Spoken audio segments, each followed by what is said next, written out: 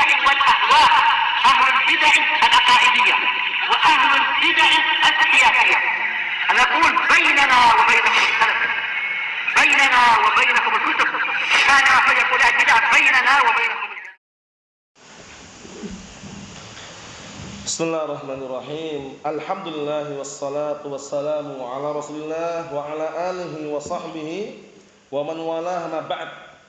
Kita lanjutkan bacaan terhadap kitab Hadi Da'watuna wa Aqidatuna karya Asy-Syaikh Al-'Allamah Muqbil bin Hadi Al-Wadi'i rahmatullahi alaih, yang disyarah oleh Asy-Syaikh Abdul Hamid Az-Zu'quri waffaqahullah. Disimak halaman 77. Halaman yang ke-77 disimak baik-baik barakallahu fiik, karena ini penting sekali. Sering kita jumpai di masyarakat kita, di kampung-kampung, seputar jimat dan mantra-mantra yang kadang orang gantungkan di binatang ternak mereka, kadang mereka gantungkan di rumah-rumah mereka, kadang mereka gantungkan di anak-anak mereka untuk menolak bala dan menangkal setan dan semisalnya. Allahumma musta'an. Kita lihat halaman 77 bagian bawah. Qala al-mu'allif athamahullah hukmu al-huruz wat tamaim. Disimak ya. Hukmu al-huruz wat tamaim artinya sama. Hukum jimat-jimat atau hukum mantra-mantra. Hukumnya apa gitu loh. Kan ada mantra yang terbuat dari ayat-ayat Al-Qur'an. Naam. Kadang orang menggunakan itu. Hukumnya bagaimana? Terus bagaimana kalau mantra jimat-jimat dari barakallahu fiik rumah keong, rumah kerang misalkan digantungkan, bagaimana? Kita lihat. Qala al-mu'allif rahimahullah fatalakhasa, maka terkesimpulkan. Nah, ini penting, ini disimak baik-baik kesimpulannya ini biar enggak gagal paham. Karena ada yang syirik akbar keluar dari agama Islam, ada yang hanya bid'ah dhalalah. Kita lihat sini. Kata beliau, fatalakhasa annahu la budda min at-tafsil. Maka terkesimpulkan bahwasannya harus dirinci hukumnya. Harus apa? Dirinci. Kita lihat. Libayani hukmi fa'iliha, untuk menjelaskan hukum pelakunya. Jadi hukum yang melakukan perbuatan ini, menggantungkan di leher-leher binatang ternak mereka, menggantungkan sesuatu di leher anak mereka atau di rumah-rumah mereka. Hukumnya bagaimana pelakunya? Dirinci. Kita lihat rinciannya, simak. Kasih nomor 1 itu rinciannya. Fa in kanat min as-sihr aw yu'taqadu fiha annaha tanfa' wa tadur min dunillah fa hiya syirkun akbar mukhrijun minal millah. Ini yang satu. Alhamdulillah. Paham ya? Digaris dikasih nomor 1 itu biar nanti tahu rinciannya. Yang pertama, jika jimat-jimat mantra-mantra tersebut termasuk bagian dari ilmu sihir, atau diyakini bahwasanya jimat-jimat tersebut bisa memberikan manfaat dan membahayakan selain Allah Ta'ala, paham ya?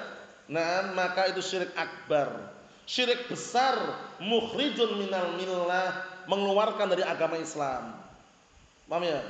Nah, rumah keong inilah yang bisa menyembuhkan aku katanya, rumah kerang inilah yang bisa aku menjadi kaya misalkan, syirik akbar. Bisa dipahami? Nah, jadi dia meyakini selain Allah Ta'ala tersebut bisa memberikan manfaat, bisa mendatangkan bahaya. Bisa dipahami? Nah, barakallahu fiik. Dulu ada orang ekstrim, orang sufi, sampai dia ekstrimnya itu mengatakan, nah barakallahu fiik, ana pun mau tertawa juga waktu dengar itu ya. La haula wala quwata illa bi setut katanya. Setut itu ikat pinggang, bahasa Jawa setut. Jadi dia punya ikat pinggang sakti itu. Nah, barakallahu fiik, diisi mantra-mantra, diisi dengan bacaan-bacaan, katanya ikat pinggang itu sakti katanya. Jadi diganti lafaz la haula wala quwata illa billah, la haula wala quwata illa bisetut katanya. Namun mau tertawa waktu itu ya, karena memang gimana gitu loh. Allah musta'an, termakan syubhat tadi itu. Jadi kalau meyakini barakallahu jimat tadi bisa mendatangkan manfaat, bisa mendatangkan bahaya selain Allah Ta'ala, bisa dipahami ya, maka syirik akbar keluar dari agama Islam. Itu rincian yang 1. Yang kedua digaris. Yang pertama digaris, yang kedua digaris juga biar ini tahu atau kasih nomor. Wa in kanat minal Qur'an. Nah, sekarang jimatnya terbuat atau bersumber dari Al-Qur'an. Nah, jimatnya terbuat atau bersumber dari Al-Qur'an. Disimak. Nah, tata-tatanya harus bisa jawab. Paham ya? Nah, barakallahu fi. Yang kedua, wa in kanat minal Qur'an au nahwi. Sekarang kalau jimat tersebut, mantra tersebut bersumber dari Al-Quran atau yang semisalnya, ini kadang terjadi juga. Kertas putih mereka tulisin apa, ayat kursi misalkan, atau baca Al-Fatihah, kemudian mereka lipat-lipat, mereka bolak-balik gitu, barakallahu fi, kemudian jadikan mantra, jadikan apa, jimat. Paham? Nah, barakallahu fi, kertas putih ditulis padanya ayat kursi, dilipat-lipat, dimasukkan ke dalam plastik, kemudian apa, dikasih tali atau benang, diikatkan, apa, digantungkan di leher binatang ternak misalkan. Nah, bagaimana hukumnya sekarang kalau sumbernya dari Al-Quran? Sama atau beda? Ingat-ingat ya, dikasih dua nomor loh ya. Nomor satu udah kita clearkan. Yang nomor dua, jika jimat-jimat tersebut bersumber dari Al-Quran atau yang semisalnya, mimma la syirka fi, yang tidak ada kesyirikan di dalamnya, wa innama yu'alliquha sahibuha. Lihat ini, enggak ada kesyirikan di dalamnya, hanya saja pemiliknya menggantungkan jimat-jimat tadi, li'annaha sababun lijalbil manafi' wa daf'il madar. Paham ya? Nah, paham belum? Bahwasanya itu sebab saja, sebab untuk mendatangkan manfaat dan sebab mendatangkan bahaya. Beda atau sama dengan pertama?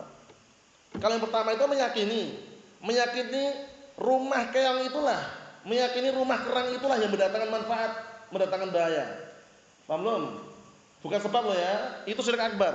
Kalau yang kedua ini, dia meyakini bahwasanya apa? Nah, jimat-jimat inilah sebab. Paham ya? Sebab datangnya manfaat, sebab dihilangkannya bahaya. Wa annal ladzi yanfa' wa yadur huwallah. Tapi yang memberikan manfaat dan memberikan bahaya itu hanya Allah. Beda atau sama? Beda ya. Yang pertama meyakini zat itulah yang bisa memberikan manfaat, zat itulah yang bisa memberikan apa? Bahaya. Ini apa? Syirik akbar, keluar dari agama Islam. Yang kedua, dia meyakini itu hanya sebab. Kelenek-kelenek ini hanya sebab. Ake-ake ini hanya sebab. Paham ya? Nah, barakallahu fiik. Rumah keong, rumah kerang ini hanya sebab katanya. Adapun yang mendatangkan manfaat dan yang menolak bahaya hanya Allah Subhanahu wa taala. Apa hukumnya? Fahiya bid'atun wa dhalalatun. Maka perbuatan tersebut perbuatan bid'ah, sesat, wa khurafah, dan khayalan belaka. Wala yajuzu ta'liquha, enggak boleh menggantungkannya. Paham belum? Wa kullu bid'atin dhalalah wa kullu dhalalatin finnar. Ancamannya pun sama, neraka juga ancamannya. Jadi paham insyaallah nih ya? Beda atau sama Irsyad? Beda. Nah, coba sekarang ana uji, barakallahu fiik. Nah, paham atau tidak? Pertanyaannya,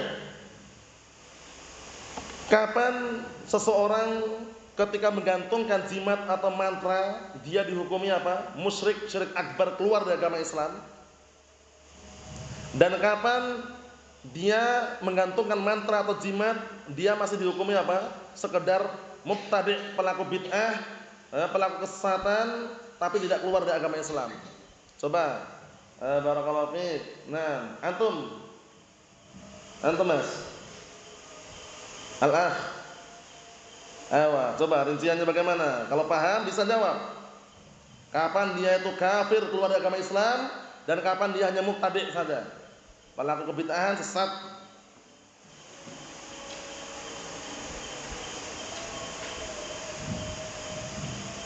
Belum?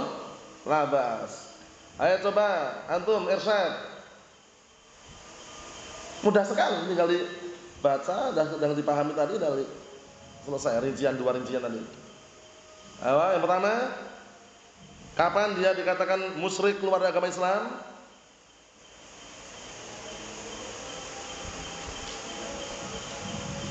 Kalau meyakini jimat itu sendiri yang mendatangkan manfaat atau yang mendatangkan bahaya. Paham ya? Meyakini jimat itulah yang mendatangkan manfaat dan jimat itulah yang bisa mendatangkan bahaya dengan sendirinya. Itu syirik akbar, keluar agama Islam. Yang kedua,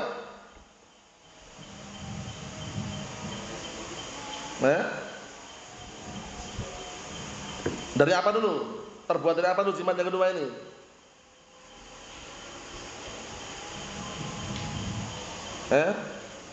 Terbuat dari apa tadi? Sumber dari apa? Dari Al-Quran, ayat-ayat Al-Quran yang semisalnya, yang tidak ada kesyirikan di dalamnya. Kemudian dia menggantungkannya dan meyakini itu hanya apa? Sebab. Paham ya? Meyakini itu hanya sebab. Adapun yang mendatangkan bahaya dan yang mendatangkan manfaat secara mutlak hanya Allah Ta'ala, itu masuknya dalam apa? Perbuatan bid'ah, kesesatan. Di sana ada rincian lagi. Disebutkan sebagian para ulama mengenai apa? Bagaimana kalau masuk dalam tipe yang pertama tadi, bukan dari Al-Quran, tapi sama meyakini itu adalah sebab. Paham ya? Nah, sebagian mereka mengatakan itu syirik kecil. Syirik kecil ya. Nah, tapi walaupun dikatakan syirik kecil, tetap berbahaya. Karena dikhawatirkan nanti menghantarkan kepada syirik akbar. Oleh karena itu para ulama mendefinisikan syirik kecil itu apa definisinya? Naam kullu kullu wasilatin tusilu ila syirik akbar. Kullu wasilatin tusilu ila syirkin akbar. Semua sarana, semua wasilah yang menghantarkan kepada syirik akbar itu syirik kecil. Paham ya? Nah, awal-awalnya dia mungkin meyakini sebab saja, tapi lama-lama mungkin karena sudah ketagihan, kecanduan dengan sebab tadi, akhirnya meyakini benda inilah yang mendatangkan manfaat. Benda inilah yang bisa menolak bahaya. Akhirnya syirik akbar. Makanya hati-hati dua-duanya. Nah, barakallahu fiik, dihindari. Nah, itu rincian yang disebutkan oleh beliau sini, dah bagus sekali. Ada yang berikutnya insyaallah pada pertemuan yang selanjutnya masih seputar jimat-jimat dan mantra-mantra. Karena Karena ini banyak orang yang terjatuh di dalamnya dari kalangan masyarakat awam yang jauh dari ilmu. Nasallahu an yahdiyahum wa nasallahu azza wa jalla an yujannibana al-fitan ma dhahara minha wa ma batana. Alhamdulillah.